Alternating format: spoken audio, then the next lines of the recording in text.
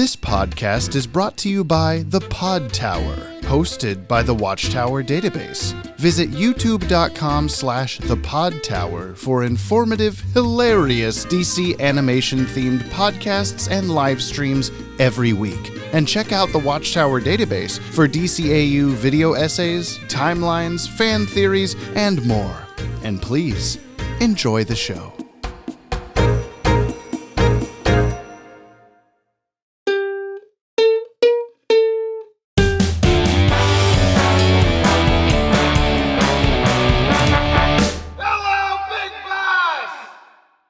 Listeners, welcome back to the pod. We are the not annoying podcast, Jump on the Bat-Wagon. We're not annoying at all. You are tuning in live. We are doing a live show. It's amazing that you pressed play on your podcatcher of choice at this exact moment. Exact time. We are live. How did we do it? I'll tell you what.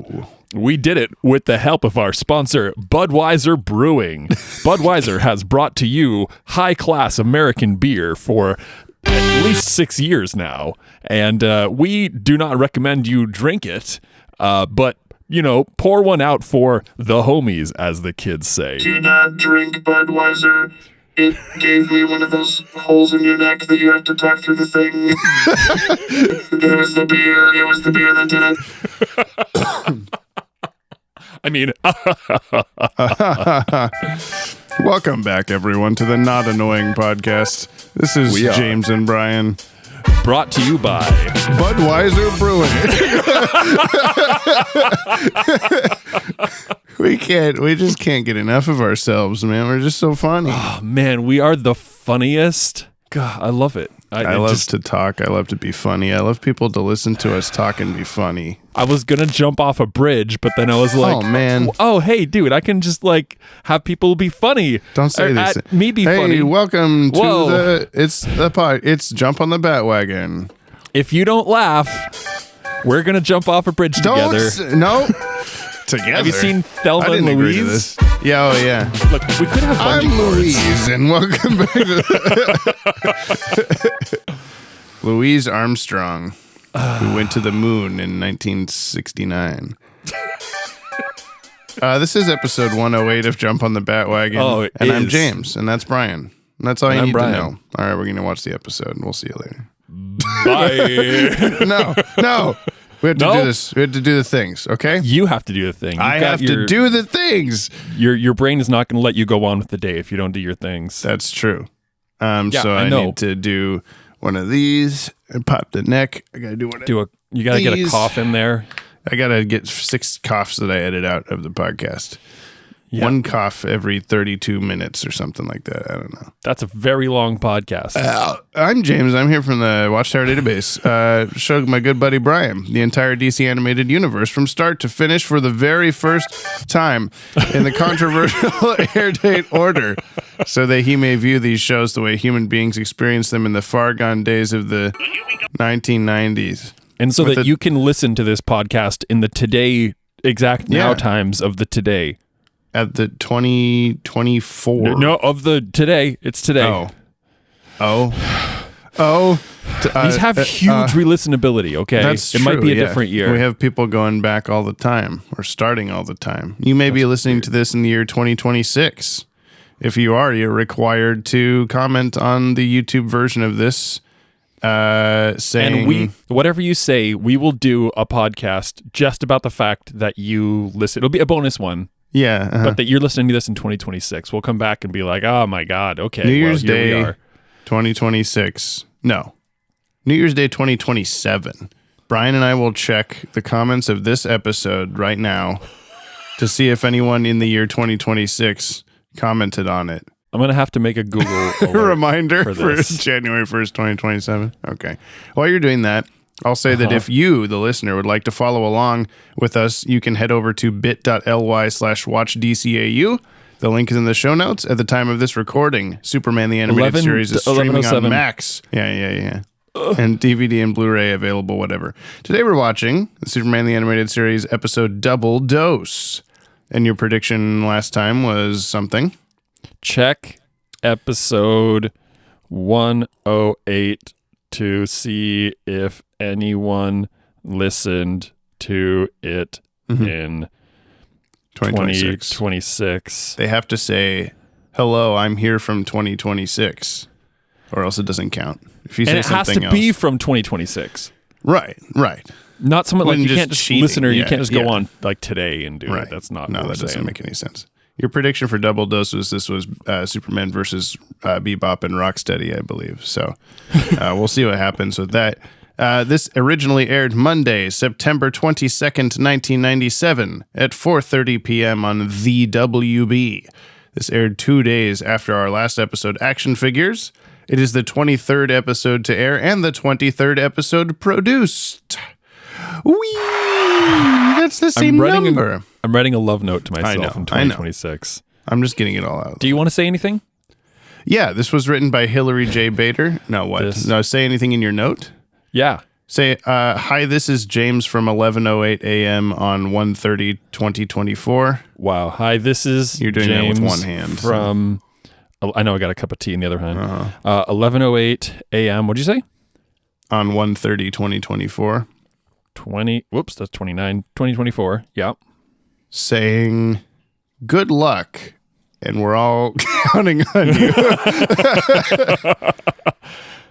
Okay. This episode was written by Hillary J. Bader, who previously wrote A Little Piece of Home, My Girl, Target, and Action Figures. Directed by Yuichiro Yano, previously directed My Girl. My girl. Music is by Harvey Cohen, who previously composed 22 episodes of BTAS, as well as The Sock Part 3, Livewire, and Mixius Pixelated. And last time I said that was his final episode that he composed, but IMDb listed him as, and he in the credits of this episode listed him as the composer. But this episode doesn't appear on his full IMDb credits, so I blame IMDb for telling me the wrong thing. IMDb! Between IMDb and DCAU Wiki, I need to just like, I don't know, I'm sure I've told you this, but maybe the listener is unaware that the Watchtower database in originally was going to be a website, like a giant encyclopedia of all this shit. Yeah. Maybe I just need to fucking do that for once, because every time that I trust anyone else to do it right, it doesn't work. What? Movie? Do the movie first? You have to Is that what you're finish saying? Virality first. I will destroy your computer. I'm not saying I'm going to stop everything else and do it. I'm just saying I know every how your time brain I'm works. annoyed, Yes, I'm you annoyed. are. You know what? Here's another thing. It'll I'm just gonna write become, myself. it'll add to the rainbow of shit that I do is all. I'm gonna write myself another note. So I wrote that last one for December 31st, 2026. Okay. January 1st, 2027. 10. If Jamie hasn't finished the movie, murder him? Something like that? If Jamie hasn't finished Virality, go destroy his computer. hard drives. I like how you're giving me the ultimatum of like, if it's not done by then, it'll never be done, and I'll see to it. His computer.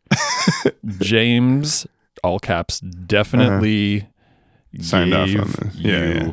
permission. This is animation by TMS, Tokyo Movie Shinsha. Previously animated 7 episodes of BTAS and the Sega CD cutscenes, as well as fun and games, A Little Piece of Home, The Way of All Flesh, My Girl, Tuza Crowd, The Promethean, Speed Demons, and Action Figures. All of them. All of them. What are you drinking? You're drinking tea. I'm drinking V8. Fuck you. Oh! Look, No! it's the hybrid vegetable fruit one, okay? So it's like a strawberry banana, but it's got like carrots and shit in it too. Oh, God. It's tasty, man. You just can't drink cold, ugly soup. Have we told Ugly Soup? Brought to you by I can press the brought to you by Ugly Soup. Did you have we told the listener the V8 thing? I don't remember. I don't know. So I think the longer we do this, the more I forget what we've already told the listener. So if that doesn't ring a bell, the V8 thing, I mean, you would know if we haven't talked about the V8 thing. Leave a comment in December 2027, and we'll talk about the V8 thing. Anyway, you can head over to the link in the description to send us a Yoppie beverage and support the show, and we'll give you a shout out in an upcoming episode. To answer your question, I'm drinking a cup of berries tea because I finally found a place in Eugene. Big Bus. I finally found a place. It's that everyone knows. Bro. It matters, okay? I finally found a place that has berries tea, and I'm so I'd like checked every grocery store, and like a few had carried it, and then it started not being carried, and now I have to go to a world market, but they have it. But you were telling a V8 story. I wasn't. I was saying we'll do a push-up for every $1. So send us coffee for our health and your entertainment. Yes. Okay. Today's Yoppie Bevs come to us from Eric LeBeau. Hey. That's the right button, but the wrong sound. But it'll work. He says, I figured I'd help my favorite podcast more since I recently landed a job. Now I won't have to pull my hair out in anxiousness and become the baddest bald of all. Insert James playing just the beginning of the Balderarchy theme. Side note, I have loads of respect for Brother Brian for liking and referencing The Crow several times on this show. It's my favorite comic book and movie. Oh, there you go. The comic books? Okay, I haven't read. Neither have I. Yeah. I've perused one because a friend had it, and I was like sitting on their bed and being like, "What is this?" The comic books are vicious. I imagine, yeah. Yeah, it's awesome. Yeah, I'll do push-ups for that. Hell yeah. Okay, yeah. Well, there's only one Yoppie Bev, so we only have to do 5 push-ups. I'll do 10. I because won't. The Crow. I'm not gonna do that. Oh God, what's happening? 1, 2, 1, 2, 3, 6, 4, 7, 5. 8, 9. I only did 5. 10. Okay, we're gonna go watch Double Dose and get a double dose of push-ups. Yeah, thanks, Eric. Leave now. Everybody, leave. So, that's the plan, my purple people eater. I force Superman into your grip. Then you drain away his powers, leaving him just conscious enough to watch me deliver the final blow. Ugh, you smell like fish. So, hold your nose. You can look, but don't touch. Don't be afraid. I know how to control my power. That's what they all say.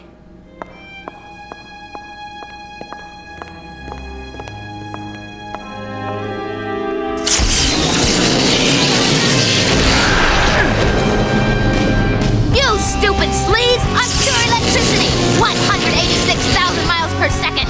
If I say no, it means no!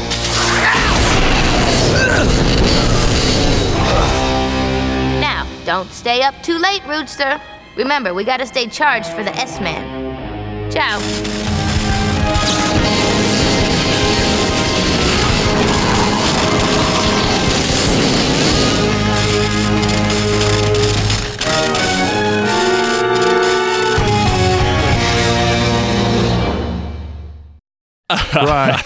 Brian, welcome back to the podcast. Back to the podcast. Sponsored by Budweiser. I don't know. Not Budweiser. Maybe Cheetos this time. That's a little more family friendly.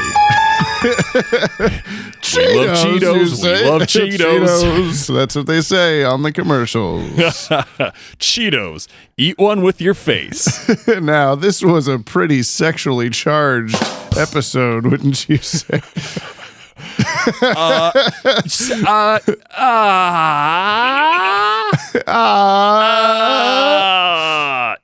It was. Yep. Yes. Can you tell me what happened in Double Dose? If you're after this song's over, preferably. What you just watched. Okay, so what happened in the end? No, hang on. Just a second. It's almost over. The short summary, which is sometimes kind of one more long. second. There we go. Okay, so What were you trying to say? What if you... My dog, Max, he's punching me because he wants more attention. What? Punching you? Okay? And you're so heckin' cute and soft and fluffy, and I love your little snoot. And Dylan Pollock loves your snoot too. Let's try this again. What if you just pressed that button as soon as we came back in? And it's like, okay, now it's time for that. No. Okay, cool. Because we play a clip from the episode and then just do the song immediately. It's so weird. I'd rather us dick around for 20 seconds and then I press the button. Oh yeah, sweet. But then I say, tell me what happened in Double Dose, Brian. Okay. Livewire, she's back. Hell yeah. Hanging out. Down the being street. A beezy. Same old thing she did last week. Kinda, yeah. Yeah. But she's like, hey, Mr. Eddie the janitor man, you're an idiot. So Danny. Was it Danny? It was Danny. Oh, I thought it was Eddie. Okay, my bad. No. You said that as the episode happened, and I was like, I'm going to let it slide, just like how I called Elora's friend the wrong name at the concert, and you let it slide. So everybody gets one. Okay, cool. Yeah. You're just a fictional character. I'm the real person with real feelings, but So Eddie, the janitor, he was just eddying around. He sure was. He's just being like, so Eddie. Yeah. Just like in a small river with a little spirally bit of water or whatever, just being an eddy. Yeah, that's what he does. He's like, I got, I'm cleaning at this jail cell. And I passed the sign that says no electricity, but 1.5 volts worth of electricity is probably fine, right? My two 20% AA batteries are right. Okay. Right. But turns out it's not. And Livewire's like, I'm gonna suck you dry, boy. That's what she says in that voice. She does. It was kind of weird. It was a lot of character-ish. She's like, what do you want me to do? She's like, I'm going to suck you dry, boy. Oh, Brought to you by Cheetos. What was it? What was the jingle? We love Cheetos. We love Cheetos. That's right. I don't know. We love Cheetos. Anyway, so she uses his Walkman as an excuse to break out, and then she breaks out, and then she's like, "Do you say Walkman or Walkman?" You just said Walkman, and they said Walkman in the episode. I don't think they said it, did they? They did once. Yeah. Oh. He's like, "Huh, my Walkman." It's just a pronunciation thing. Don't worry about it. It's here in Superman, the animated series. Brought to you by Cheetos. Please continue. I'm going to try. Yes, I'll shut the fuck up. Yeah, all right. So, Livewire... Now the dog... What a good snoot. It's funny. This isn't going to, it's just not going to happen. That's all we really need to know is that Livewire sucked Eddie dry. And that cannot be the subtitle of the podcast. So she's like, I'm going to use your batteries and then I'm going to fuck up this place and go bye-bye, bye-bye. Mm-hmm. And then... At 182 billion trillion miles a day. Yeah. And then she's all like, hey, I'm going to go to this press conference and I'm going to blow everything electrical up and kiss this guy. Bye-bye. Yeah, and then suck everybody... Dan Turpin dry. Yep. I like how we're using that for her instead of the sucky guy. Yeah, well, we'll get there. Yeah, okay. You can just interject that anytime either of them uses their powers or cool. synopsis. Okay, that's my job. Yeah. So then she's all like, fucked up this press conference, shocked Superboy. Okay, bye-bye. And then she's like, time to go bust. Whoa, not Rudy. What's his Parasite? You got it. Yeah, Rudy Parasite. They call him. That's his middle name. His last name is Cheetos. Thanks. Why did it do it like overlap itself? Get it. So she's like, hey, Parasite, time to not be in jail anymore. And he's like, I'm going to touch you. And she's like, consent. And he's like, I'm going to do it anyway. What is that? I've never heard of it. Yeah. Yeah. That's his shtick the whole episode. It really, all he's like, touch the pretty thing. Yeah. And she's like, being pretty generous. In the context of the episode, he's trying to get her powers, but it's very much like a really clear analogy for something else. And even at the end, I'm skipping. I'm sorry. Please just. I'm muting my microphone right now.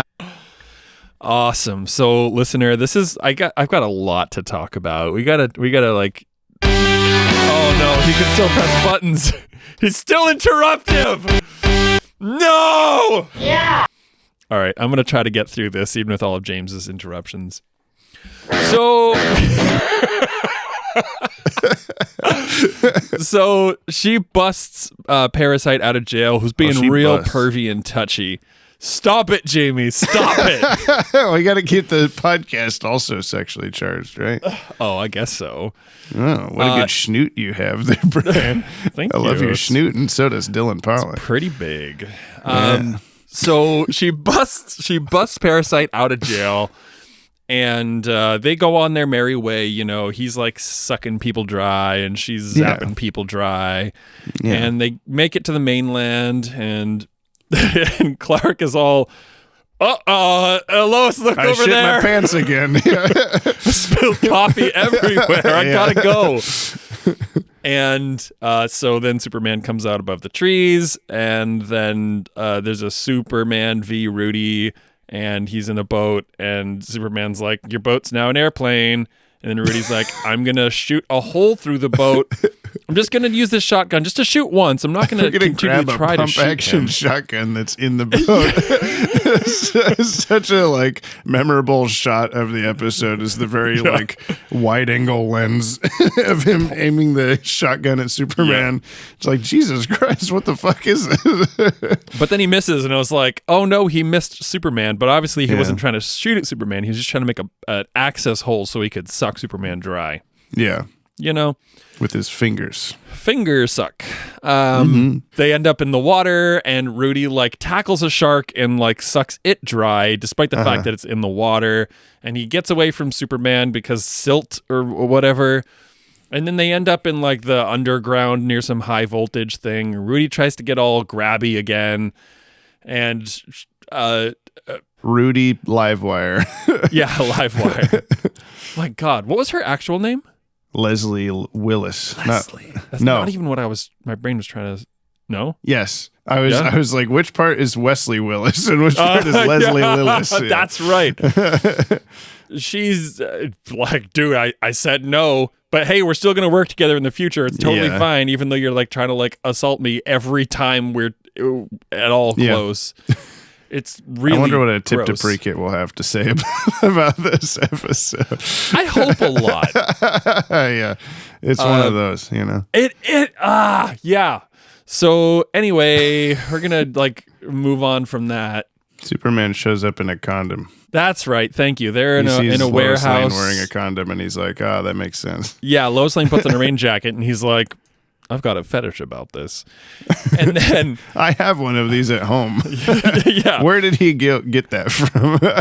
I don't know, but let's jump into this one. So they're at like some like power plant or something. Live wires sucking the main high power voltage. plant dry. Yeah. Yeah. And Superman walks in, and he's all glossy.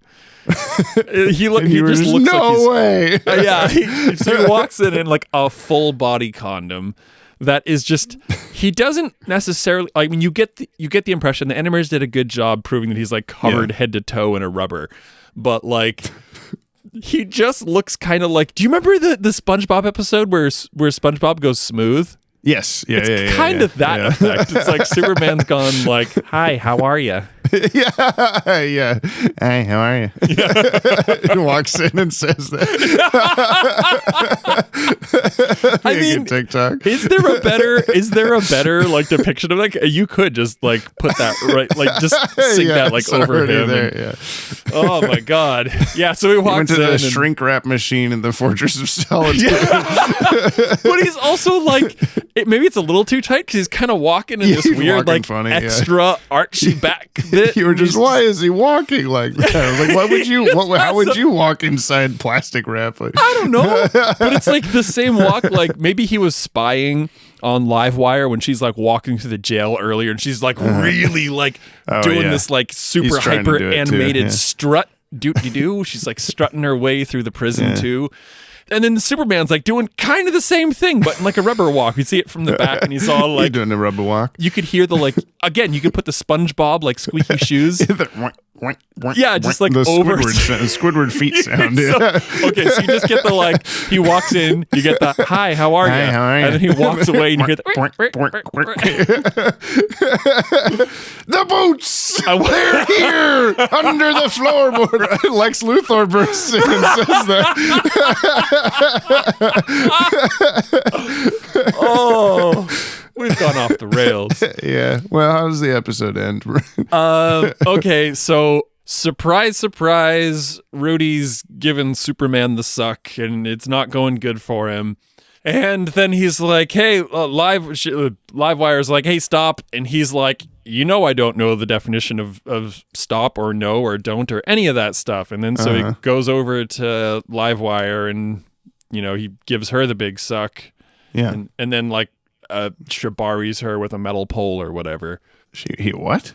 He ties her up with a metal pole. Don't worry about it. What is that you said? No, don't Schnoot? Google it. It's fine. All right.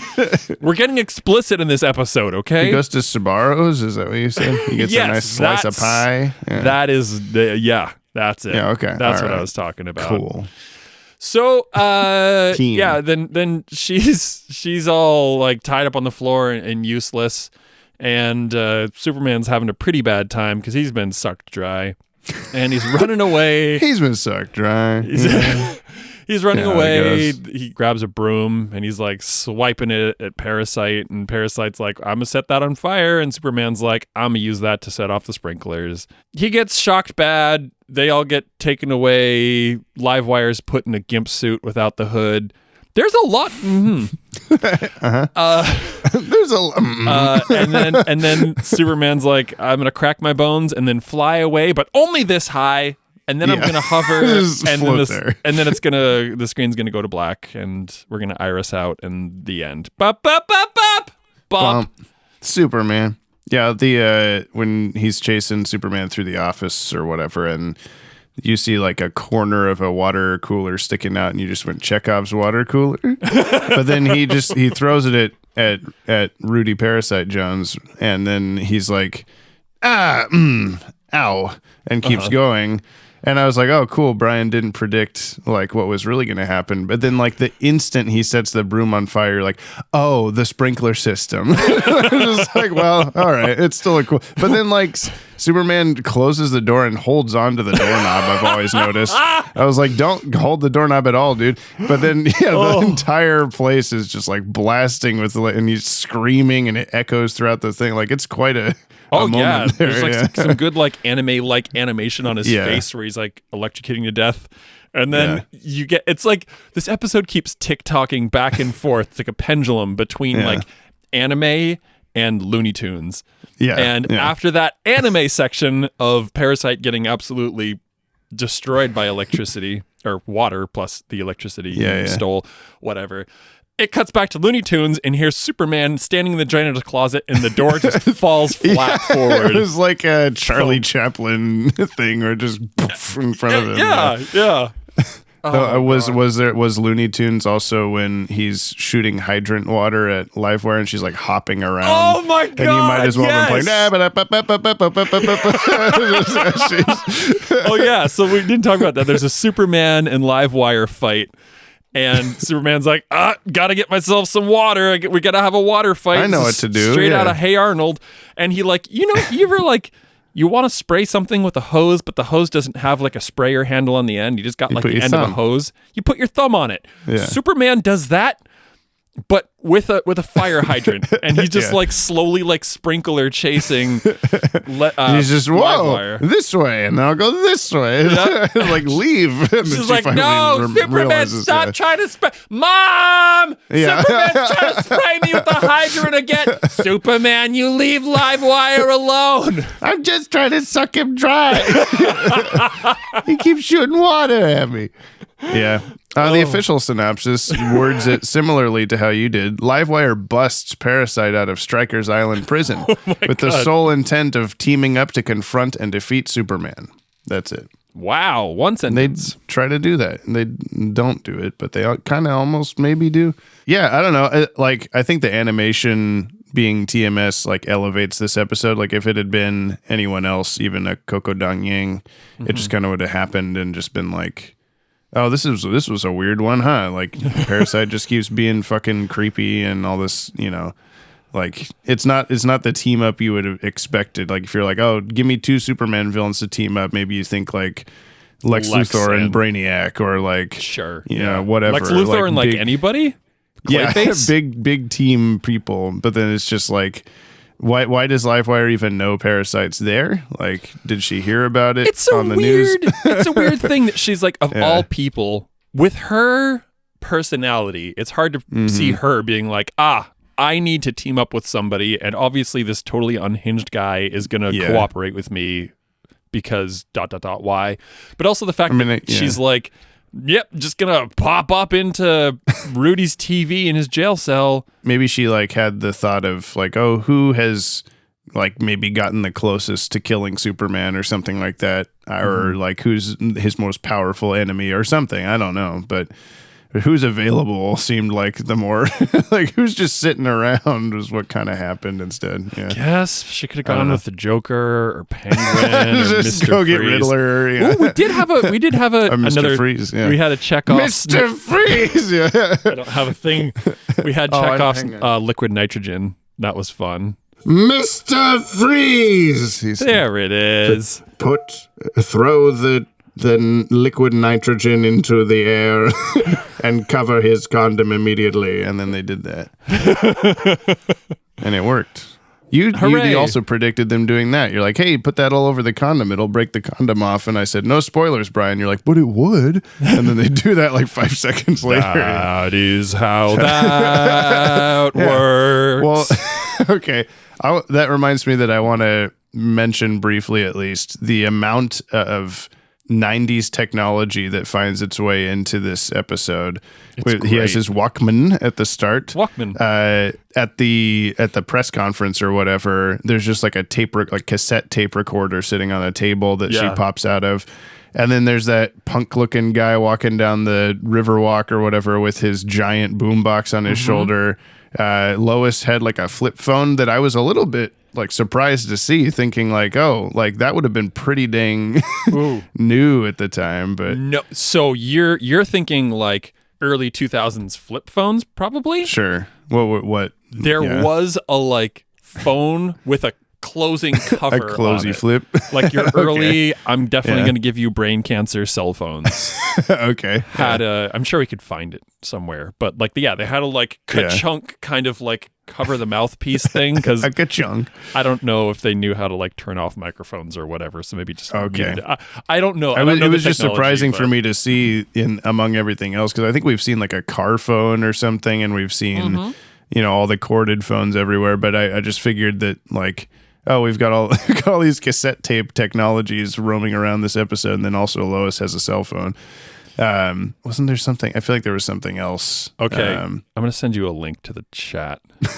Okay, but then contrast that to Livewire is sucking the power plant dry, and those guys come in with guns, and they're just like sci-fi James Bond laser guns. So laser gunny. Oh, I've seen this type of phone. Yeah. Okay.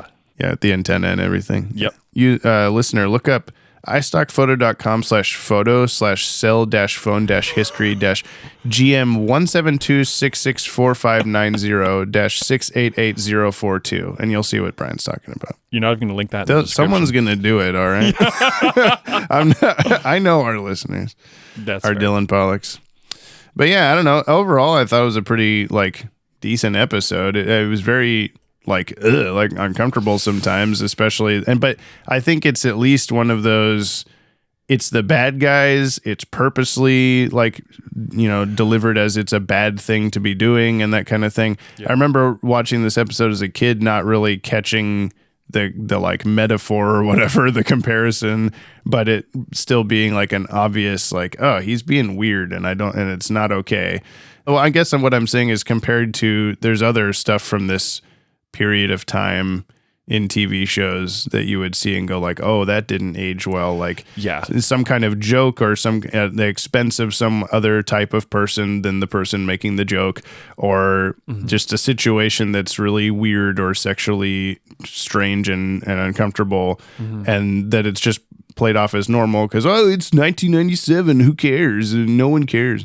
Right. But this was like, oh, they know what they're doing. Like, it was intentional, but it was also like a little bit of the time. I guess the thing for me was like, okay, I like legitimately really enjoyed this episode. It was really funny, but my enjoyment was like I don't know, like a stock photo of the stock markets, progress. I thought you were drawing a what's the earthquake meter thing? Oh, the Richter scale. Richter scale, yeah. I mean, basically, so it's like I loved a lot of it, and then it was just like you'd have these really lulls of like Rudy being a fucking pervert and just being gross and being kind of like grabby and handsy and like, but then it would come back because then you'd have Livewire being like kind of what you'd hope every woman would do in a situation right. like that, and have just electrical powers to go fuck off. Yeah, I mean, like, so it's kind of, I don't know, like it's. I really like it, and it's upsetting, and then I really like it again, and then it's really upsetting, and it's just I kind of wish we could just have one. I don't know, just cut out the scenes with Rudy being a pervert. Well, but I don't know. I think that those were still like well executed and that they made you feel that way. The fact they made you feel that way is like telling that like, oh, it was well presented or whatever. I think. I don't know. Like to me, it felt uncomfortable, but not in a like, oh, fuck, what are we doing here this episode? Bad, but more like oh man, I hate this guy. What a supervillain, I do feel, I get it. I do feel like this episode kind of would need like some trigger warnings though, like maybe, legitimately. Well, especially when he says you've said no to me for the last time and like is standing above her. Yeah, that was pretty and that's the like, it's something like legitimately that, like having dealt with some sexual abuse stuff myself, like I feel like I'm a little more like sensitive to it. Right, yeah. And I feel like some girls who have been like, there's girls who have just like gone to a club and been fucking, I mean, maybe, just grabbed even, like, so I don't know how deep to get into this. Yeah, no. But it's touchy and it's in physically and mentally, and it's just it was weird. But I don't know. I did like the episode. I think it was pretty strong compared to a lot of the more recent ones we've been watching. Agreed. Like Superman is kind of flying by. Like I feel like we're almost halfway through the show already. For real? Yeah. And like this is the 23rd episode, and there's 52 episodes. So yeah, we're actually just are we over halfway? No, we're just under halfway. You're right. That's how math works. But anyway, I thought that a lot of the animation was really good, especially, I mean, the Keen stuff that we'll talk about, but especially the electricity effects compared to the first Livewire episode. Yeah. Because I feel like the first Livewire episode just had a lot of like those cartoonish, I mean, it's a cartoon, huh? But like whenever you, like, I don't know, Photoshop's custom shape tool explosion, like a 7 spiked explosion thing would come out of Livewire's hand, where in this episode it was like more like a ball surrounded by little bits of electricity, and like every time that she would do anything or even just hopping around the street was like more, I don't know, well animated than it would have been in the Livewire episode. And I feel like that was part of what made me go like, oh, I don't remember the Livewire episode being bad. I think I might have been thinking of some of the moments from this one or something. So I don't know. I guess similarly, I couldn't remember what Parasite's like power absorption because that was also kind of electricity looking. Did it look like that in the other episodes? It did, yeah. I was thinking that too, of like, oh, I wonder, had they known they were going to team these two up, if they would have chosen a different effect for his, so that it didn't just like, if you don't know Parasite at all, you're some 6-year-old suddenly watching just this episode and you're like, why does he need to take her electricity? He already has electricity. Right. So, I don't get it. They're the Electro twins and he's kind of grabby.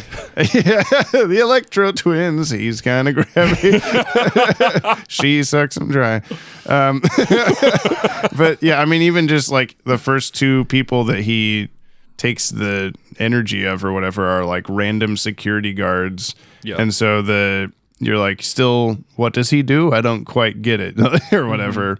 But, you know, we've been watching these through. We know what he does. We know he takes your stuff, your powers and whatever. So not that big a deal. Yes. The cast of this episode. Give it to me. Tim Daly as Superman / Clark Kent, Dana Delaney as Lois Lane, Brian James as Parasite, Joseph Baloney as Dan Turpin. We need a Joseph Baloney button akin to the Detective Bullock button. Lori Petty as Livewire. We have Jim Meskimen as Janitor, otherwise known as Eddie, otherwise known as Danny. Jim Meskimen is, if you saw his face, like Google Jim Meskimen right now, and you'll see who it is, and you'll be like, oh, it's that guy. Oh, okay. It is that guy. It's that guy. His IMDb photo doesn't look like him, really. So you got to look at the other photos to be like, okay. Yes. Yeah, he's like impressions guy. Like he just does a lot of like he's on Parks and Rec and Community and stuff as like bit parts, just being I'm not a crook and just random shit. He's also the voice of Ultron in Avengers Assemble, apparently. But he has like 300 plus IMDb credits. So I was just like, holy shit. So I'm not going to look through this. He's been in everything. Yeah, he really has. And last we have Jeff Dombrow as Guard. I assume the guard at the start being like, hey, no electronics, you watch, you dumbass. He's only ever acted in 2 other things. He was additional voices in 13 episodes of The Legend of Calamity Jane, a 1997 Kids WB animated series that Ryan Hipp introduced me to actually a couple of years ago on Twitter DMs. He sent me like a clip from one of the episodes that's like very uncomfortably racist. And that episode like got pulled, I think, or something like that. But so that was interesting. And then a character named Battering Ram in a direct-to-video movie called Bad Channels, which I looked up as the synopsis was an alien determined to capture human females takes over a radio station to do it. Oh. It's the one sentence Superman the Animated Series. That's what happened in this episode, I think. Wow. A woman determined to kill Superman takes over a power plant to do it. I have very tiny trivs. Okay, give me the tinies. When the janitor and Livewire are talking through the cell door, there's a light switch beside the cell door. The switch disappears and reappears twice. Nice. Yeah. And last is Parasite seems to be watching the same TV show, a parody of a famous David Letterman episode that the Joker was watching at the beginning of the Batman the Animated Series episode, Joker's Wild. Oh. Do you remember the scene where Joker and Poison Ivy are sitting around on a couch in their prison garb and they're watching random shit on TV, and then they change it to seeing the casino is opening. Look at the casino, it's Joker themed, and he's so pissed off and throws a plant through the TV. Yeah, so one of the channels is showing the same, like, the dog is drinking milk out of the guy's mouth or whatever. Which is not a practice I would recommend. Try it right now.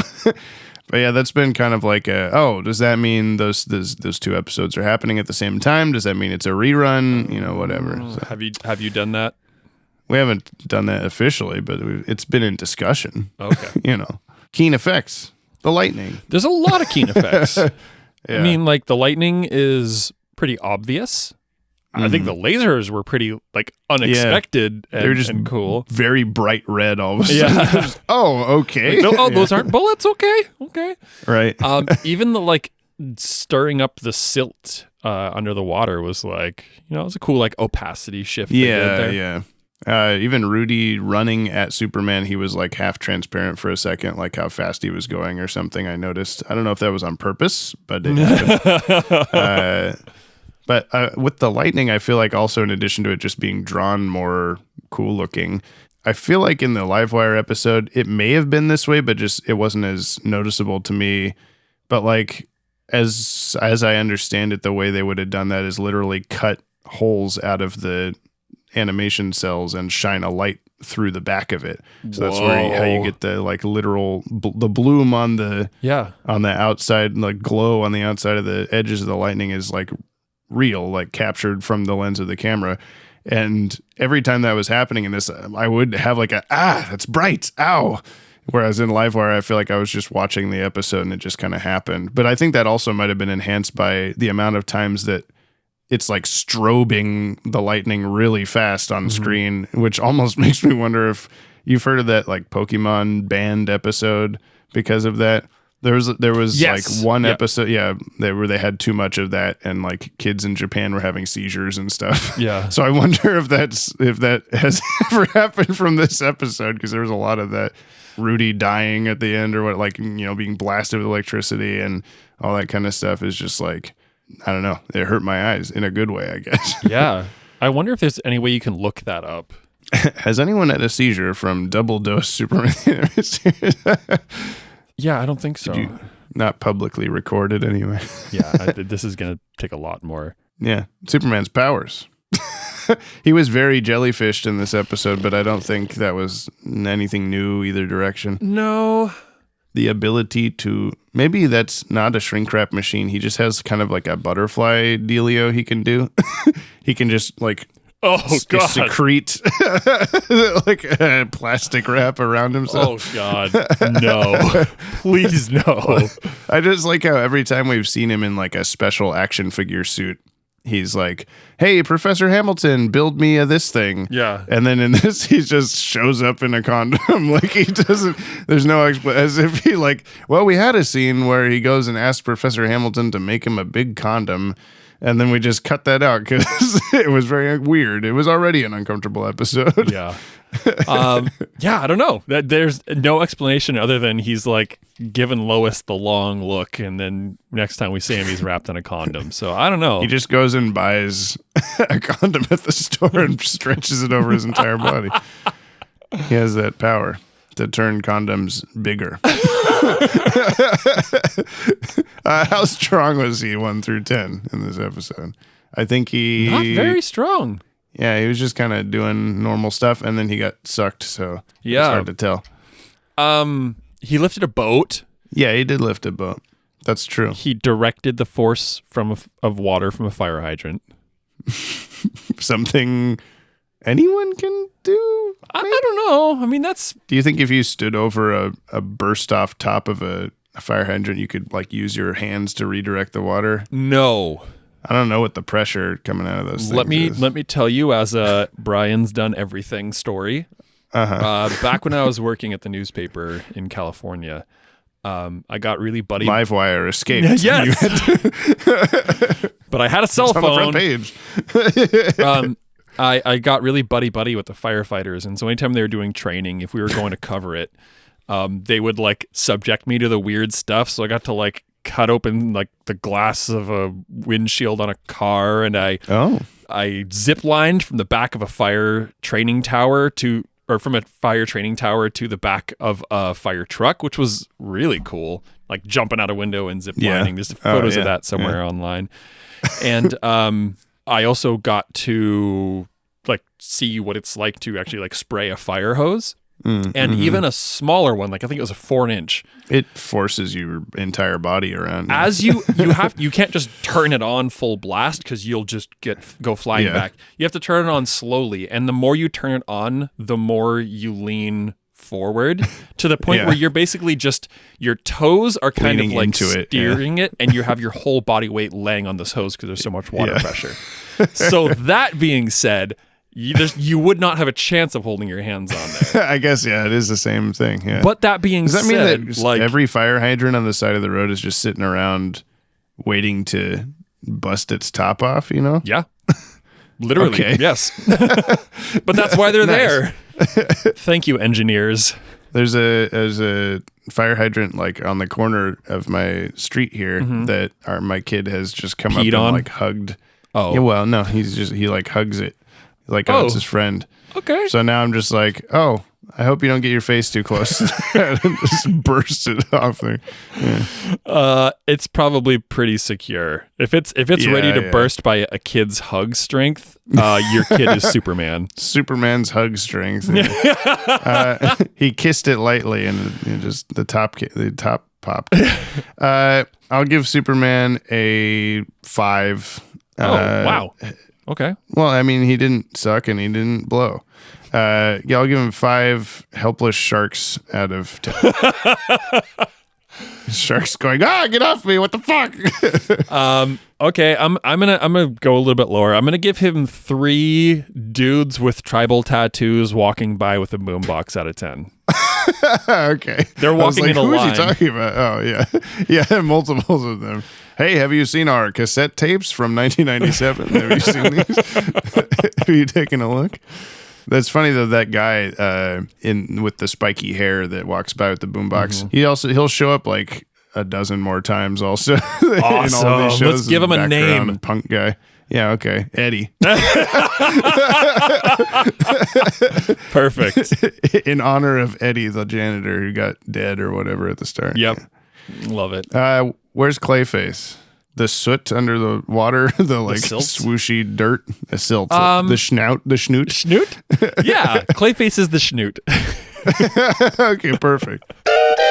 He's bald, I'm bald, we're all bald. But who's the baddest bald of all? It's James and Brian's final call, the Balderarchy. Now here's an interesting one because we Yeah. gave Livewire it and we gave Parasite it. Yeah. So we have an actual like argument to go with here. So I think I'm gonna lean towards Live. Why can I not remember her name today? Only because like if not for her, he would be useless. He'd just be like in his cell, and he ended up. Oh, back you're saying there like anyway. in terms of being antagonists of the episode? Yeah, I think she's got the edge. So I want to give it to her. Neither of them have hair, so that therefore I want to give it to the badder of them because it's the baddest bald. That makes of all. sense. It is the baddest bald. Yeah. Yeah. Okay. I'm in agreement. Okay. I was about to say like that Livewire Looks like can she has hair. depict hair. Yeah, Yeah. can like project hair or whatever. But And I Rudy, agree Rudy with your can't assessment. suck Yeah. hair. No, he can't. He can't take people's hair powers as much as he'd like to. Yeah. The episode books are hip hop. Felt pretty hip hop. Hip to me. hop. Really good music too, actually. It did have good music, yeah, because it was that combination of like Livewire's Rock electric opera, guitar, yeah. and Parasite's normal music, yeah. Yeah. I think Parasite also just had some kind of creepy theme or something, but I wasn't listening for it. So, It was the Balderarchy played backwards. yeah, he's just going ba-da-da in the background. You're bald, I'm bald. We can do this together. Let me touch you. Oh God! Top 10. Does this beat out any of the ones on yours? I Does think this it beat beats- off any of them? Does this beat off any of these? I think I'm actually going to put this decently middle range here. I wanted to. This is tricky for me. Yeah, because of the highs and lows that you're describing. Yeah, like looking at it, I'm kind of like 4 or 5. Like, do I like this more Yeah, well, than let's the main read man? our top 10 lists because we Okay. haven't for a while. You Sure. go. From 10 to 1, Identity Crisis, Feeding Time, Blasts from the Past, Speed Demons, My Girl, The Main Man Part 2 at number 5, The Way of All Flesh, Two's a Crowd, A Little Piece of Homie, and The Last Son of Krypton Parts 1-3. Yeah, I've got 10 to 1 Fun and Games, Feeding Time. You've written Mixiezery, which I think is a misery, and Mixie has pixelated Yes. combined or something. Yeah. Speed Demons, My Girl, Main Man Part 2, Little Piece of Home, Two's a Crowd, Way of All Flesh, Last Son of Krypton Parts 1 through 3. We have very similar lists at the top half. This might be one where it shifts a bit. It's weird because I when I think of like the strongest Superman episodes, Double Dose doesn't usually come to mind, but like right off the bat without, oh yeah, of course, that one. But having watched it in a row with these, which is the whole point, I think I'll put it below Speed Demons, but above Mix Yes Pixelated. I know that's going to be quite the what the fuck, James, in the comments, but you know, This is our podcast. We do whatever the fuck we So want. I need to. This is where I need my cheat sheet. Which one was My Girl? My Girl was Lana Lang in a lead factory. That's just the subtitle should have been, but it wasn't. Wow. I think gross parts notwithstanding, Right. this was a really fun episode. Yeah. It never had like a moment of like, oh, this was the dry, bad part of the episode. It was just like a good solid run from start to finish. And there was some cheesy bits. Of course, there were some gross bits, but I really I feel like I watched most of this episode with a smile on my face just because it was so ridiculous. And like Livewire's just ridiculous. Everything's ridiculous. Yeah. I liked those guys in the jail cells being like, I run on batteries, honey. Come on, come over here. And I was looking because I expected there to be like a Bruce Timm like depiction or something in there, because I was just thinking like that would be really fitting, but there was. I like pointy women. Yeah, give me them pointy boobs. Get over here. Yeah. So with that, I'm going to put this at, I'm really having a Lobo moment here. Yeah. I'm gonna put it at number 6. After Main Man. After I was thinking like it's just before, but yeah, Lobo Boy Fanboy 420 would have been so mad at you. He would have been. If you'd put it above. Yeah. So Identity Chris, you're gone. Goodbye. There we go. Okay, we both have feeding time at the bottom now. We do. See where this is interesting to me.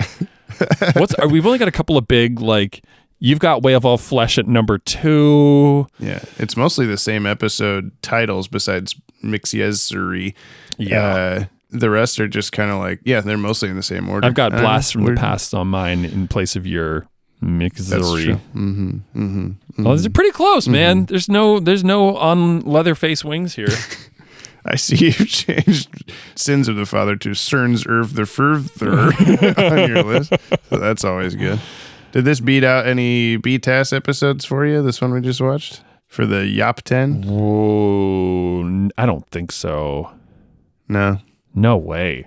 Yeah, I mean, I have Way of All Flesh as my number 10 on that, and the rest are BTAS. Yeah, I don't think so. Ooh, yeah, no, I don't think so. Okay. Yeah. Wait. We're going to do the mail now, and when we come back, I'll tell Brian the name of the next episode, and he has to guess what it is. See, that's why you don't play the synopsis theme just out of nowhere. Yeah. Put it on. We drop our weekly Oh, yeah, those! into the comment box. Mark. There sure was a lot. Now Jamie's mad. Too bad we're wrong. I am just Dylan Pollock. Oh, my There we go. God. That's so nice. I did a high F just like Keen. Where is it, Keen? Where's the high F, Keen? Send us our high F. That was a lot of fun last night. You dropped off a little early, but I did want to mention one specific part of that discussion, that chat with Keen and Dylan that we had on Instagram, which was when you sent a very long voice message talking about why you weren't texting me back. Yeah, and you said that the Instagram chat was your filler for now or whatever. And I said, unacceptable. Dylan said, James is such a butthole. And then Keen said, you're my filler. Wow, sounds just like my potted plants. And Dylan said, that's Giselle's pet name for me. And we both almost simultaneously said, butthole? And then you said, that's why we have a podcast. That was a very good few seconds there. I believe it, Giselle. I did the, if I remember correctly, the all caps, ha ha ha ha ha ha ha. Yes, because I was just like in real life, I saw those come up like basically at the same time, and I just started cackling by myself. It was good. Oh, that was a great moment. Thank you, Keenan Dylan, for the lulz. If you want to reach out to us like the fire hand at the end of the Cat in the Claw Part 2, you can send a punctuated email or a 60-second voice message to batwagonpod@gmail.com or leave a comment on today's episode on the Podtower YouTube channel. But please do not spoil anything past this episode for Brian. Yep. Or he'll call you a butthole. Butthole! What is she? So I think I'm remembering now when they're about to escape Stryker's Island and he's like, you ain't coming? And she's like, I don't do boats. And I'm like, I don't do boat stuff. Yeah. I'm not into boat stuff. That was brilliant. Thank you. This is comments and mail from the last episode, Action Figures, or the S stands for Swole. Thank you, Alex. This is from Ashley Tutchin. Hey, howdy, boys. It's been a minute since I've left a comment. Rest assured, I'm still an aspect of the listener Gestalt? What is that? German? It's German for James and Brian have a podcast. Nice. Okay. Mm-hmm. Hive mind. Mm-hmm. Now for some notes I should have made at previous points over the last month. Mixie is the best and needs to be in more Superman media. I only wish they'd had the guts to bring Batmite into the DCAU too. Having just watched a ton of Mixie episodes across different Superman shows, I think the S-Test one is one of the strongest. There's really? There's several episodes of the other shows where he shows up and I'm like, well, this guy is annoying as fuck. And not in like a way that's on purpose. Like, I don't know. I get that it's like a break from the norm, and so it's exciting and stuff like that. And I think if you have more experience with this, I could see why it would be the like, oh, hell yeah, we're going to get one of these fucking Animaniacs episodes out of the way. For me, one off, it's still too much. It was weird for you. It was weird for me. I too am a proud supporter of the Oxford comma, and I don't care who knows it. Good on you. Nice. Finally, I love the new Watchtower video on redacted of the redacted. I can't wait for the day you show Brian, even though he'll probably hate it for some reason. Cool. Yeah. Jack of the Cards says, came for the DCAU content, stayed for the drama that is the mail time segment. I'm way too invested in Jack Ryder's mental state slowly deteriorating because of aliens and the banana lore. Aren't we all? Yeah. Well, welcome to it. And now I missed a Dylan Pollock from last week somehow. Sometimes my phone just goes like, oh, these ones you've marked to read. I'm not going to show you that one. And I don't know why. But they're not action figures, they're collectibles. It's time for the Thoughts of the Week from Dylan Pollock on action figures, or Steel Man Returns. I'm surprised they didn't get any trouble because the steel skeleton is just the Terminator. Like, it is straight up, he may as well have been made by Skynet instead of Luthor. Also, did you guys notice Metallo's eyes are yellow when he's telling the kids he's from another planet? Yeah. Do you think there's a reason for that, or is that just a mess up? Yes. I don't know. I thought what it was going to do was his eyes were green at the beginning when he's just helping the kids, then yellow when he's lying to them, and then his eyes were going to be red once he got to fighting Superman again, but they did not do that. Also, Metallo straight up dips his head in lava after he's been hit with that kryptonite. Shouldn't he just be pulling up a super skull, or no? Yeah. And tell me I'm not the only one who laughed at Metallo going, Gah! I had to go back and listen to that like 2 or 3 times. Anyway, it's time for the question of the week. James' favorite part. If a baby's butt pops out of its mother at 11:59 p.m. and the head comes out at 12:01 a.m., which day will the baby be declared to be born on? You tell me. I'm guessing head. I believe it's when it starts. What? I actually no. I was thinking that I was pretty confident in that, but then the more I think about it, the more I think baby's completely out, wipe it down, do all the stuff. What time Here is you go. Now what time is it? Write it down. Yeah. So I would say after, yeah. Now that I thought more than 3 seconds about it. God. Dylan. I do like how we missed that, and if we had played it last week, we would have had the usual Dylan Pollock experience of, oh yeah, we said that, and we said that, and we said that. He's amazingly good at that. He could have just listened to the podcast and sent it in late and just pretended. No. This says legal statement on behalf of Anna Marie LeBeau and Max Dillon, who are Rogue and Electro from Marvel Comics. Hello, Jimbo Jones and Broderick Masterson. It pains me to have to write this statement on behalf of my clients Anna Marie LeBeau, a.k.a. Rogue, and Max Dillon, a.k.a. Electro, but circumstances have forced my hand. It appears Rudy Jones, a.k.a. Parasite, and Leslie Willis, a.k.a. Livewire, have refused to acknowledge the cease and desist orders issued against them for using Rogue and Electro's signature and trademark power kit. So I, as the co-head, along with my identical twin brother of extensive enterprises, write this letter that we are taking Parasite and Livewire to court since they refuse to stop using trademark powers. Unfortunately, you have to be the middleman in this affair. Now, as my brother likes to finish my sentences, I'll allow him to finish this email. And the next email is a continuation of the legal statement. Hello, Jimmy Rings and Broderickles Manta Ray. As my brother already laid out the circumstances of the case, I will just say that we have assigned the best lawyer our firm has to offer to this important case. It's none other than Lionel Hutz. I believe that's a Simpsons character. He will represent Rogue and Electro in court against Parasite and Livewire. The case will take place on episode 20 of the new Batman Adventures. Stay Yoppie. I'm invested. I don't know what episode 20 off the top of my head is of the new Batman Adventures. So to be fair, dude, I don't either. It's okay. Okay, good. I'm glad we're on the same page. Metallo's mental malaise from Brad. Honestly, I assumed Governator had amnesia due to brain damage from being underwater for so long. But I guess he should have had other long-term effects and not just amnesia, which got me thinking. It was really a missed opportunity to explore that more to make him even more sympathetic. I mean, he's having his life extended by radiation. He's already a pretty on-the-nose chemotherapy metaphor. Oh. Whoa. Interesting. Wow. If it was the underwater level that caused it, that gives Superman a reason to feel guilty for his condition.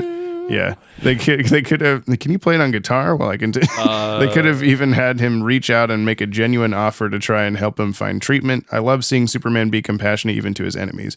Unlike Batman, who was just like, Clayface, you want what? Get out of here. That one episode, yeah.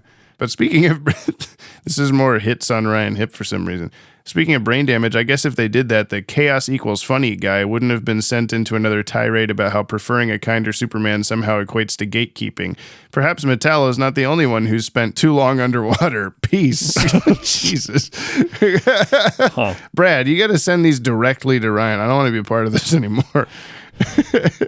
Let's see. Evil Banana Baby in Raish voice.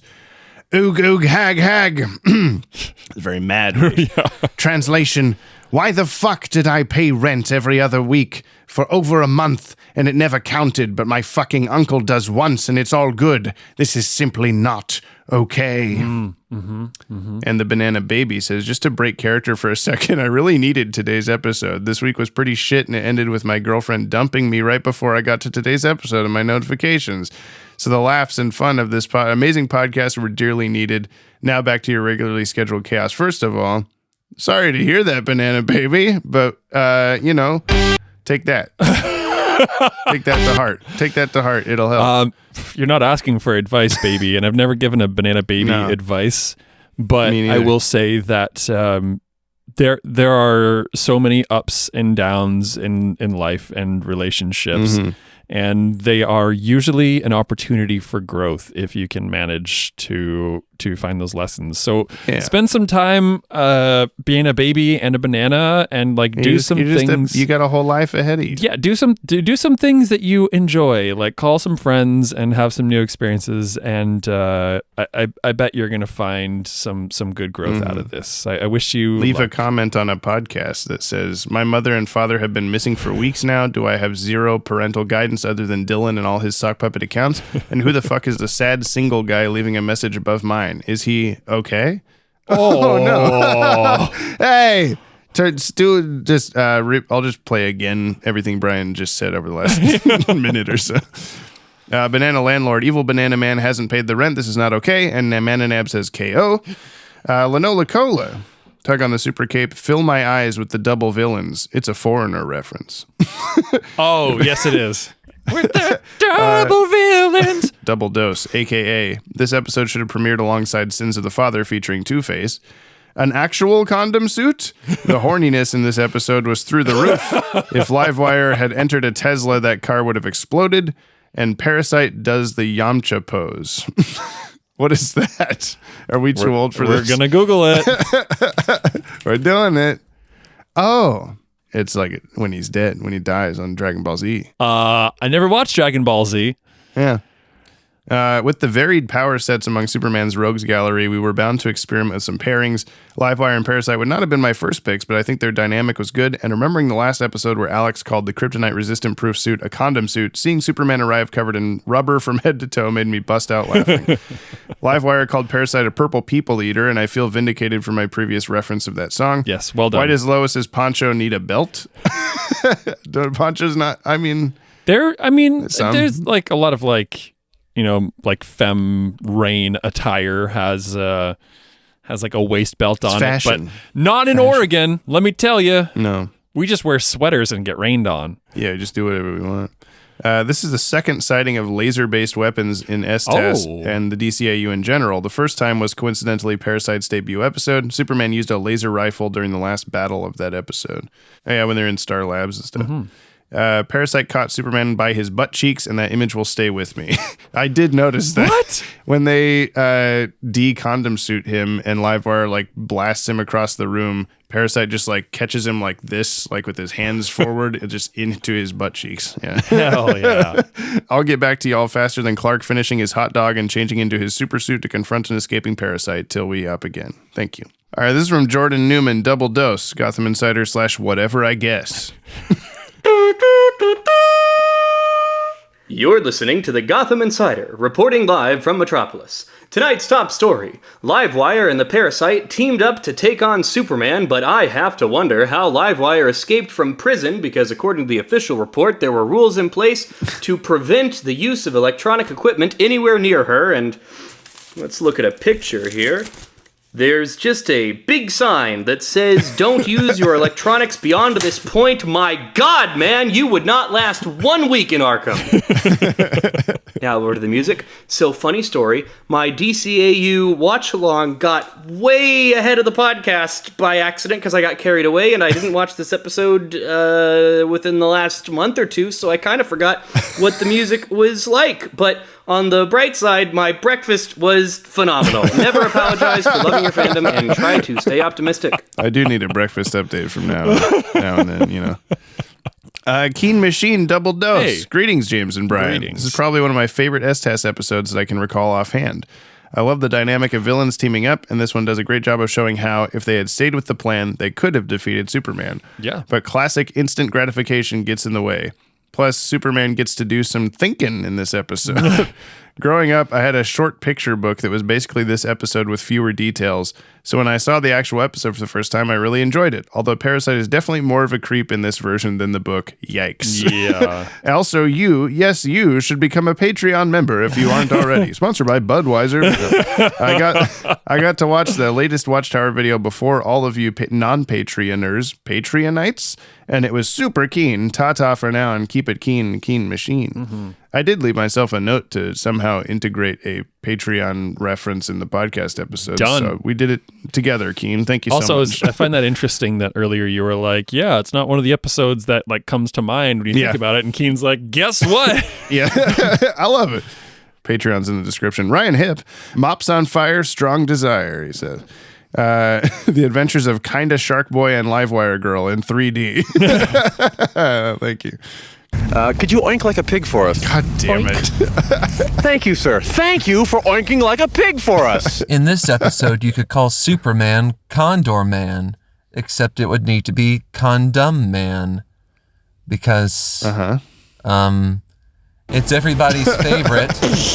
The double deuce. Or the Kids WB sexual misconduct extravaganza. Because you've got Livewire planting unconsensual kisses on Dan Turpin, and Parasite doing all of that. Yeah. It's weird and gross, but I'm kind of glad they did it because, for one, big fuck them kids energy, and two, it teaches young people the important lesson that all men are creeps. There's also the return of Cousin Spunky from Baby Doll as the world's stupidest janitor, because seriously, come on, you're listening to Sega Genesis music, and then Superman runs right over and grabs Livewire so she can shock him. Like, that's the other big takeaway from this episode. Men are just stupid. Men are just stupid creeps. Yeah. Back to you, Jamin Brian. Thank you. Also, so many props for using the strong bad sound effect there. Oh, that's what that was. All right. A double I should have known it. You should have. You should have known Dragon Ball Z. Damn. So we're even. Yeah, I said that when it was happening. Was he runs up, grabs her wrist, and she's like, "You dumbass! I'm going to shock you now," and then does. I'm like, "Why? What did he think was going to happen?" It's a good question. He just flies across the room. I want to know the secret meaning of using the Man of Steel soundtrack in that one, because usually the music has a meaning. Was it because of Steel's a good conductor? Oh yeah. Mm. Wait, what? What? Who? Steel. Oh. What? I think you were saying Hans Zimmer's a good conductor. No, like electrical conductor. Okay. Kevin Tran, final week of January 2024. Hi, James and Brian. God, why is the year It's going already by? It's already New Year. I wanted to let y'all know that this weekend is my birthday weekend. Oh, Hey! happy birthday! Happy birthday! Happy birthday! We love Cheetos. I'm turning Taylor Swift's favorite number, 22. I wanted to thank you guys for having such an amazing platform to write our thoughts on what we love. Oh, man. Having this mail segment for your listeners means a lot, allowing us to point out things we notice or just talk about aspects of our personal lives. You guys are so kind and hilarious. Being able to be insightful and entertaining can be difficult. You were already one of my favorite YouTube channels, but now one of my favorite podcasts. I hope this year is amazing for you both, and as well as the Yoppie listeners, Kevin Yop. Well, Thanks, all man. right. What's a good sound I can do to that? Apparently there's a record scratch one. Happy birthday, Kevin Tran. Happy birthday, and keep up the Thank you for the kind freaking words. incredible art on Instagram. Holy hell. Yes, that too. Yeah. For only 22 years old, my goodness. This is from Kyle, The Afterlife. Oh, where am I? Whoa, what's going on? I thought I'm dead. Is this the afterlife? Huh. There's nothing else here except a CRT TV that has static. What's going on? Oh, hey! It's Superman the Animated Series episode action figures. Well, at least I can still watch the show in the controversial Airdate order.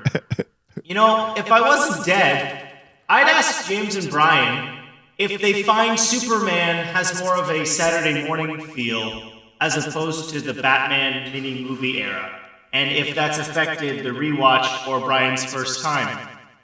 I'd like to ask them that if I wasn't dead. It took me like half that voice message to remember that it was because you got Highlander head cut off in the last voice message. Oh, I couldn't remember that at all. Yeah. No, well, we got there. It's too bad he's dead, so we can't answer that. That's true. He'll never know what we had to say about it.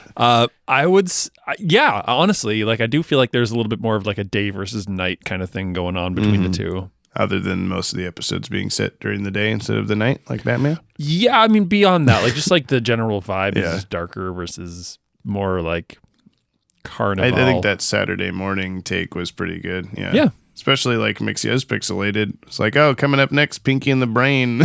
Yeah, this fits right in or whatever. Yeah. This is from Dylan Pollock again. It says, double dose, as in a double dose of thoughts of the week from Dylan Pollock. Am I right? Ooh, he predicted it. He knew. It's time for the thoughts of the week from Dylan Pollock on Double Dose, or Shocker and Lilu Dallas Multipass. So I watched these episodes with the subtitles on, and I love that Turpin gets the electric kiss from Livewire. I never noticed before that he goes, wow. Like, he might be willing to face that attack again. It might have been worthwhile. Also, speaking of, I guess sexuality in the episode, the innuendos are barely even innuendos in this episode. Yeah. Who wrote this, and how long must they be sentenced to horny jail? I'm sure James told me who wrote it already. Also, I'd better find a phone is a better excuse by Clark, but I just want to see Superman continue spilling coffee on himself as his go-to excuse. Or the classic, sorry Lois, gotta poop. Also, to go back to the over-the-top innuendos, Superman in the plastic wrap condom is so minimal effort. How does he even breathe in there? That's a good point. Anyway, it's time for the question of the week. James' favorite part. I know you guys aren't big sports people, but with the Super Bowl coming up, what's your favorite food to nosh on during the big game? You tell me. Sports. Did you listen to the song yet, Dylan? Sports. Yeah, Dylan. Chips and some kind of like either salsa or like queso, probably. Like just chips and dip is pretty good. Something that you're just gonna rack up the calories like way too fast. My mind just goes to oh my gosh, what are those called? Cheetos. Cheetos and Budweiser. We love Cheetos. Cheetos and Budweiser. That's the name of this podcast. We figured that out.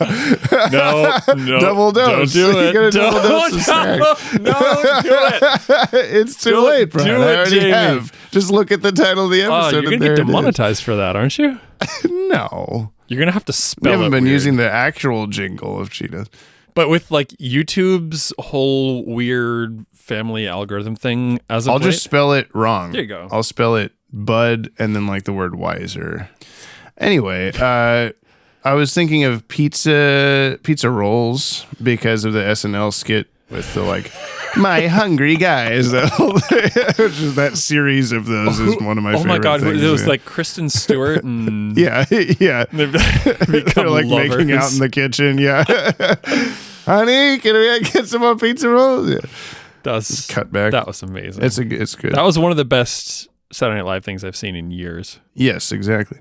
Last email comes from Tip Tapricot. Contemplations on Double Dose. Bring it. We're here for this. Yes. All right, here are some contemplations on Double Dose, and I last minute ones because I forgot that it was today.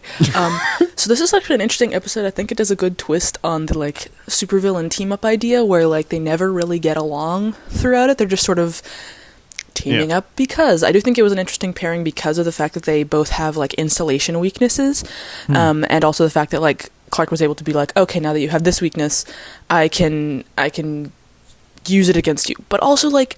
There were so many baffling bits of like, why did he just show up like vacuum sealed inside a condom? I was watching and I was like, they're gonna explain like what this is, right? Because how does he breathe? How does he talk? Is it like covering his mouth? What is it like? I was like, oh, is it like a spray that Hamilton sprayed? They don't explain it. He just has it and then leaves. And also, where does he get his cape back? He has it at the end, but he's taking it off for smooth Superman earlier. Where's that from? That's all. He left it in one of those like Star Labs golf carts outside, waiting for it to be time. I'm both like surprised, but also happy that you didn't talk at all about the sexual stuff, because I think we've talked enough about it. But yeah, I did now, between Dylan and you talking about how does he breathe in there. It just makes me think of earlier in the episode when Parasite hugged a shark so he could breathe underwater and fly or swim fast or whatever. And then Superman clearly like couldn't breathe underwater, but then when he's in the condom suit, he can. Maybe he has a mouth hole that's like it's taped around his lips or something. It's glued around his lips to keep him there. I don't know. Last first, we have Mark Aquino, Double Dose, or The Body Electric, or Men, We Really Are the Worst. Lori Petty's Livewire is still fun to watch. The music was good, and TMS always delivers good animation. I guess it doesn't matter if it's Gotham or Metropolis. Their maximum security facilities have the most inept people on staff. The toxic back and forth between Livewire and Parasite, I mean Hot Pink Jesus, was an interesting dynamic. I liked Superman's idea to coat himself in plastic, which made him look like one of those life-size character balloons you get at a party city. You punch over, they have sand in the bottom. Yeah. I'm sure that whole thing had to have made our beloved brother Bri-Bri's head spin. If he's completely covered in plastic, does it cover his mouth too? How can he still breathe? Wow. What if he has to go to the bathroom? How would he take it off? How long was he waiting around in there? Yeah. These are the kinds of questions that would probably be on his mind. And to that I say, sir, just have fun. You didn't really have those problems with it. No. No. Surprising. I think you've just given in. You know? I'm rounding over like SpongeBob. Hi, how are you? I'm Brian. Boss Biggest Bear Hugs to the #1 podcast host this year, Multiverse of Ours, Jammed Printer, and Bobcat Goldthwait. I think you've done that one before. I think you've used Bobcat Goldthwait. Praise to our Lord and Savior Dylan Pollock. Keep up the great work on your own podcast. Remember to tell Gab that she rules. Likewise to all his loyal disciples, all the names. You're all the absolute best. Don't you ever forget that. Till next week, big ol' whoosh, I just flew away. Thank you. The end. That's the end of the mail. Do you want to hear the name of the next episode, Yeah, Brian? it's the Batman episode. Nope. Fuck. You're supposed to wait till you hear the title, but you still got it wrong. It's called Solar Power. Batman. No. Damn it. Now you can guess again. Yeah. Well, we know that Superman gets his powers from the sun. Sure Superman does. goes to a dark place and he loses his strength. Uh-huh. What? Did you hear that? Kimmy? Yeah. Kimmy, what the hell? Kimmy, you're going to be really happy when you get to the end of the mail segment because somebody makes a Party City reference and I know exactly what's going to go through your head. Kimmy, can you yell Party City? Party City! That was so clear. Your wall made of paper? What the fuck? To be fair, this bookcase, it's only separated by like a single sheet of plywood between this and Kimmy's studio. Yeah, okay. So basically, yeah. Yeah, you're pretty dang close at that guess, so I like that. That's good. Nice. I'm Thank good you. at this. I know. Somebody should give me money for it. Patreon.com/DCAU Watchtower. Because Brian gets some of that now. Thank you. Yeah, it's true. And that's the podcast. Man, it was over before it started. What? Goodbye. Okay. Yeah, thanks for joining us for Cheetos and Budweiser. We'll see you for Superman going to a dark place and losing his strength. I can't wait. Me neither.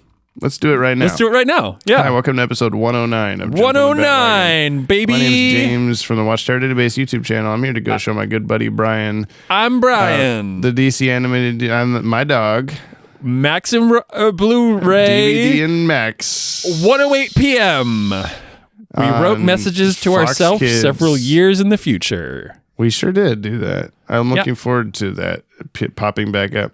Just like I thought you would have forgotten the 1 week later text message that I scheduled on my phone, but then as soon as it showed up, you're like, oh yeah. So I don't know that we'll remember 3 years in the future, but whatever. We'll find out. Goodbye, everybody. Bye. Bye. Bye. Go away. You bungling idiot! We could have had it all! All! Look at me, you dolt! This is the face that's going to destroy you! You hear me, eggplant?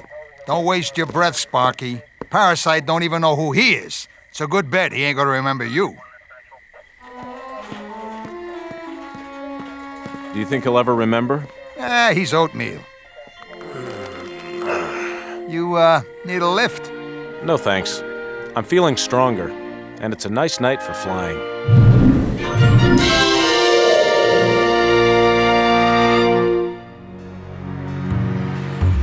Jump on the Bat-Wagon is hosted by the Watchtower Database. Subscribe to our YouTube channel for DC Animated Universe videos on a regular basis. This podcast is edited and produced by yours truly, James Strecker. Musical themes by Kimmy, Cooney Phoenix, Viltsu, Eric LeBeau, Jordan Blumen, my mother, and of course, my smooth co-host, Brian, brother Broderick Meneely. To buy us a Yoppie beverage and hear your name read in a future episode, or to nab yourself a Yoppie Dude t-shirt, please visit the links in today's show notes. Thank you for supporting the show. You can hear more on today's DCAU episode by checking out our friends over on the DCAU Review and Tim Talk podcasts. Please leave us a 5-star review on your app of choice. You'll damn well hear it read on the show. If you'd like to reach out to us like the fire hand at the end of The Cat and the Claw Part 2, you can email batwagonpod@gmail.com or leave a comment on the Podtower. New episodes of Jump on the Bat-Wagon are released Fridays on all your favorite podcast feeds and watchtowerdatabase.com. And we'll see you next episode, same PP time, same poo-poo channel.